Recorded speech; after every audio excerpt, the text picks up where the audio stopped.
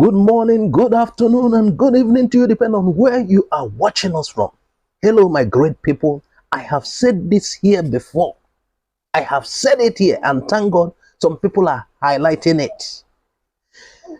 If Tinubu is sworn in May 29, it will scuttle the court process. Then he will have the power of incumbency, and it will be applied to fight his opponents who are in the election tribunal. So there is the implication of doing this. There's a grave implication. When he gets into power, it will not be easy. And in Nigeria, we have a case of the executive manipulating the judiciary somehow to their favor. Or rather, the judiciary dancing to the tune of the executive. That is what might happen, and that is the fear of many. And that is why a lot of people have called for an interim government, or, for those who say interim government is unconstitutional, I heard the constitution provides for Buhari to extend his stay, or whoever is the president, to extend his stay beyond May 29 to correct things. So something has to be done. If Tinubu gets there, the power of incumbency will be applied against his opponent. You need to watch this video and listen to this lawyer. But now it's election petition season. INEC says it's going to spend about 3 billion to prosecute election petitions, over 100 already. INEC said it spent over 300 billion on the election. But some lawyers are even saying 3 billion is very small money. And we joke that it's chop time for lawyers, election petition lawyers. Anyway, that's not where I'm going. I'm going to the timelines. Election petitions, yes, they are complex, they are contentious, but there are specific timelines under Section 285 of the Constitution. Now, some people are saying that is a problem because it creates an opportunity for people to be encouraged to rig elections. And that's why we keep hearing everybody say, just win by any means. Once you have won, the election petitions are sui generis. It will be difficult to take that certificate of return from you. Yeah. So some people are arguing that, if that is the case, is it possible to do something about that Section 285? So that, you just leave it open. You don't say, as the law says, that you cannot extend beyond the 180 days. What do you think? Some people are also saying, however, the petitions should be determined before inauguration so that the electorate is not presented with a fait accompli. If a man is elected president, he's already been sworn in, he has established his cabinet, he's already running fake meeting, and then the case is going on in court. After the 180 days, you now say, leave the office. That's why people say, don't bother. Election petitions in Nigeria, we have not really worked out the jurisprudence. But what do you think? I think that we should strive to settle all petitions before inauguration, especially when it concerns because after being sworn in, the person becomes an incumbent, and the power of incumbency can never ever be underrated. For that reason alone, I will support the Justice Way's report that also suggests something like that we should strive to settle all petitions before inauguration. That should be best practice, not allow it to spill away. But even this one that we have now, you can still appeal and have two more months to determine the appeal on the 180 days. So that is a bit too long.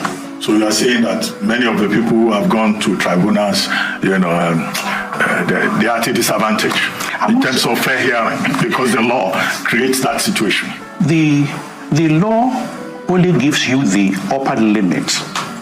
And we should get to the point in Nigeria where we should do what is right. If I was told to be here for a 10 o'clock program. I got here for 9 because I know that if anything may change, you will also say, look, I'm ready for you now. Or anything else can just happen. I should be here to rest and relax before the program. So if I'm given as adjudicator 180 days, I don't have to wait for 180 days to decide. I can decide in a month. I can decide in 30 days. Because the issues are going to be quite clear. They're in writing. The petitioner will state his own case. The respondents will state their own case. And you look at it and decide. Look at the case law, look at the arguments, and they decide. You don't have to wait until the last day. It will be best practice to do what is right within time, not at the extreme. Even the people who are also making their own cases also waited. They are given 21 days or so to file. Yes, they waited till the last day. Why should you do that? No, but that was because they didn't give them the chance to be able to, inspect the materials. And remember how that went. That was also because even to serve the people involved was problematic, that they even had to go get an expertise to be able to serve them. We all know all of that. But the question I'd like to ask you is, are we not opening an invitation for violence and anarchy in our electoral process? If with all of these loopholes now, we'll be able to establish the fact that, like politicians say, the best thing for them is to win at all costs. And they know that when they go to tribunal, because it is the proof, the burden of proof is on the person taking a tribunal, it's almost difficult to overturn. So they do everything, including violence, to kill and win at all costs. Is that not subversion of the electoral will of the people? Yeah. So are we not setting a bad precedence? Because if that's the case, some people will argue that not anybody has a monopoly of violence. Is that the society where we ought to be building, or we ought to be building a society of transparency? Okay, see, let me just address that question by saying that the laws themselves do not guarantee compliance. The human beings themselves are the ones who do that. The United Kingdom has what we call an unwritten constitution, but it's still being followed by people that we call honorable people. Now, you can have 1 million laws, you can have tons and tons of electoral laws. If you're not willing to follow it, if you're always thinking of how to subvert it, you will actually succeed, because that's your intention, even from day one. So from the drafters to the people who will implement it, they are thinking of how to circumvent it. So we must all address the individual in Nigeria. Do I want good for my country? Am I willing to be that good Nigerian who want to make things work? Without that, nothing will work. So what we have today is actually great law. The electoral law today is great. The reverse is great. The IRF is great. The fact that parties have photocopies from the polling units and they can scan it with their phone to their own situation room is great. By that same evening, by midnight that day, you have the result in your hands. If you have able people working for you, so it works. But if you are not forced on that duress to even sign the sheet in the first place, again, how many can you do? Out of 6,000 polling units in Nigeria, you can do that. You can do that. You can wait. Then you'll be caught. People will tape. People will record you. It will be seen, and we saw many of them today. In Rivers State, Mr. Peter came to the station to showcase such nonsense that people put on IRF. It will be seen. Like, you see, many people don't know yet these rivers and the IRF, how they work. I give it 2 more election rounds. All that will stop, because they will know that it is futile. If you do it, you will be found out. People are getting away with it. They can get away with it. Okay. It's not everybody that believes that everything is great about our electoral process. And since it's now post-election and we're dealing with petitions, one, under election petitions, you are required to just demonstrate that there has been substantial compliance. Will you say that in this election, there has been substantial compliance? 2, the presumption of regularity is structured in favor of the Electoral Commission, INEC. This same INEC that people are protesting and condemning and saying that INEC dropped the ball. Will you say that that is fair in determining election petitions? And 3, the burden of proof. Some people are saying, look, the burden of proof on the petitioner is too heavy. Why not ask INEC to come and prove that he's able to do well? So there are persons who have raised such questions. So to that extent, will you say that everything is great with the process? Thank you very much. I want to reiterate the fact that we should look at the individual. When I say great, I'm not meaning to pander to anybody, INEC or whoever, but to say that the regulation, I'm a lawyer and I'm talking about the regulation actually. The regulation and the law itself is what I'm saying, I'm extolling as well thought out, as great. But the operators, INEC and other players, may not be that great or honorable. That again, I cannot say. And about whether INEC has complied substantially remains in the hands of the tribunals to decide for us. It will be sub judice for me to come on here and be saying that INEC complied substantially. And for INEC, I want to support. I want to draw from what Elena Senior has said right before now, that we may also begin to see INEC as coming forward to just give evidence and not be made a party. That also has its own difficulty, because even if it's not a party, everybody wants to appear as clean as possible. You want to show that you've done a good job of what you are. The INEC itself can be unbundled. What do I mean by that? I mean, they do everything now, from logistics, moving people around Nigeria as a whole, printing of the ballot. All that can be broken to other bodies and let INEC do the oversight of the election itself. Okay, and not always reports. Those are the things I've drawn from that as well. So these are the things I think we should look at in order to make things better for us. Okay, I think let's drop it there. Thank you so much for your time. Really appreciate it. Hello viewers, are you there? INEC is bragging about the money they will spend to defend themselves in court, to the tune of 3 billion naira. To defend the nonsense. I'm sorry to say this because I was meant to say this because of what I saw. Wahala day. You know, one of the people who petitioners said INEC should prove how they arrive at that result. And I like a point raised in this discussion. They said during the election, you know, everything is almost, you know, these things would have worked well if INEC complied, apart from other irregularities coming from the politicians. If INEC has complied and stood by their resolution on how to package the election, we will not be having problems. The only problem is that from the politicians, the case of vote snatching, vote buying, and others. But from what it seems, it appears INEC colluded. And look at, they are beating their chest to defend. I don't know what they are defending. Now, the major issue here is INEC's timeline. Yes, it's problematic. The timeline, you know, not just INEC's timeline, the petitions, submission, and the time taken for the case to be to go through.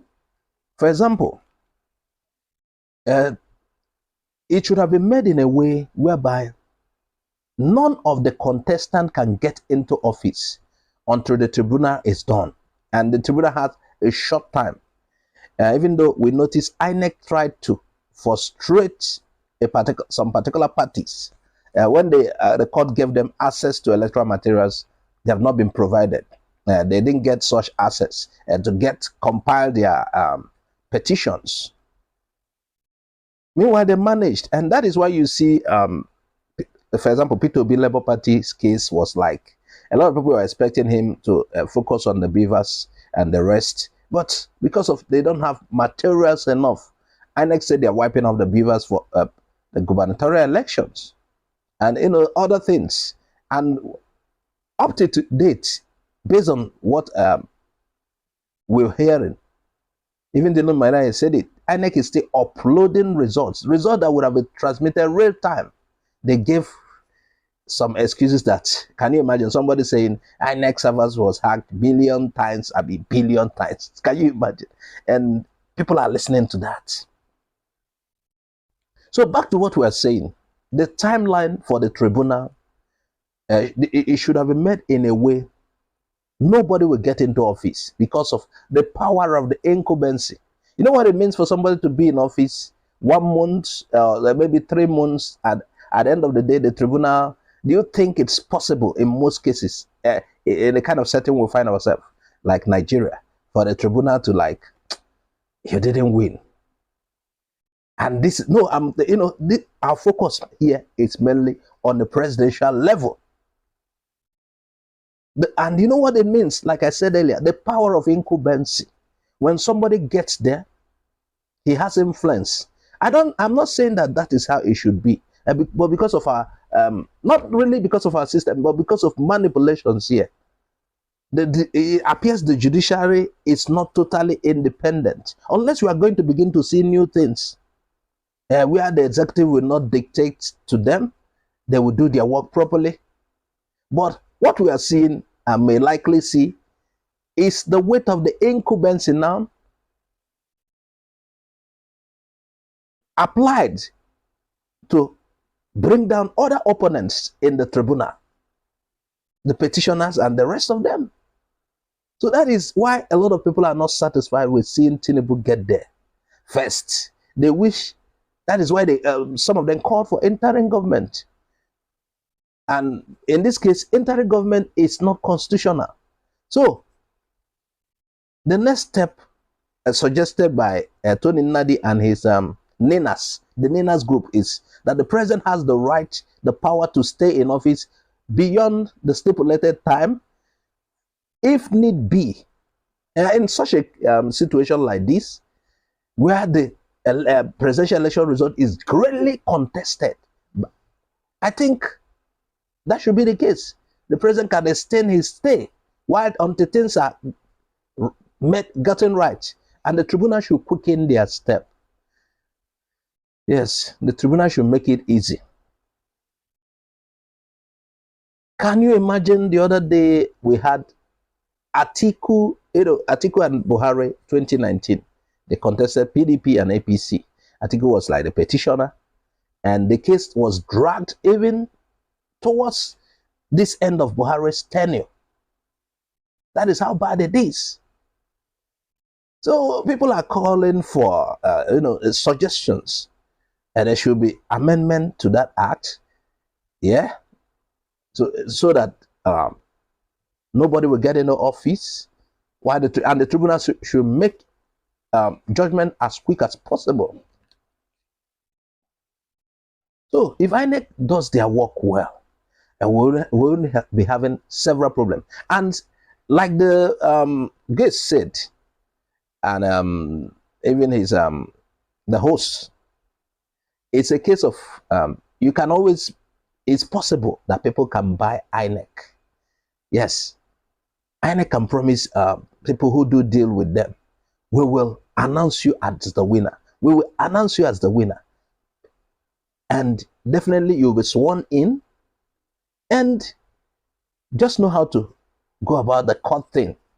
And in most cases, somebody that is sworn in, he wields the executive power now.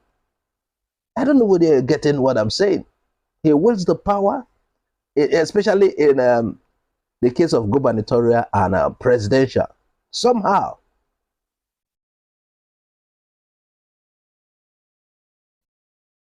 So we are looking for an amendment, and not just, we will not have to wait for that. I think it should be a case of, if possible, this matter is in the court, but this is just a suggestion. Based on what Ninas said, you need to, maybe I will share that video later for people to see. Was it really a video? I think a statement issued by Ninas. Because it's not easy in the kind of setting, not really setting, in the kind of situation we find ourselves, it's not easy. You are not now battling in the court with a fellow contestant, but now a fellow contestant with the weight of incumbency. It's so hard. There could be manipulations and adjustments in the court sittings, and it will affect you greatly. So viewers, what do you think? Add your comment on the comment section. Please don't forget to subscribe to our YouTube channel. Follow us on Facebook, Twitter, and Instagram for more updates. Bye bye for now.